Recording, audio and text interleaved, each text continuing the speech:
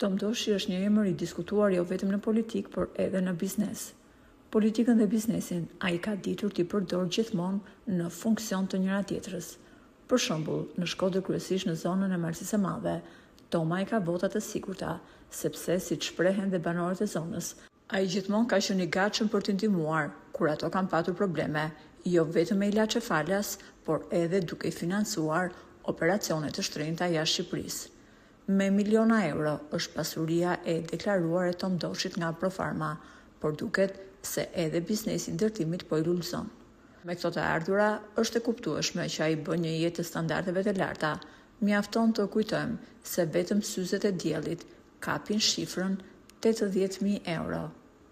Nëse ka një pikë të dobët ish deputeti, ajo është vajza e tij e vetme. Toma mori masat që ditën më të veçantë, siç është dasma e vajzës, ajo të jetë e jashtëzakonshme dhe prallore, ashtu sikurse nuk ishte parë më herët në Tiranë. Në dasëm kishte jo pak, por plot 100.000 trëndafila, duke i dhënë sallës një pamje spektakolare. Edhe pse pak dihet për jetën e tij private, kurioziteti më i madh është për atë që nuk shihet në ekranin e televizionit. Vajza e tij është e martuar me djalin e një tjetër biznesmeni të fuqishëm në Shqipëri.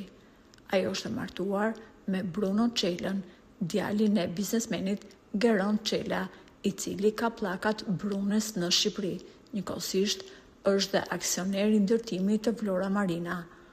Por përveç faktit që dhëndri Tomës ka një biznes nga më të fuqishmet në Shqipëri, ai tashmë është bërë edhe pjesë e politikës. Bruno Çela është bërë pjesë e Këshillit Bashkiak të Tiranës.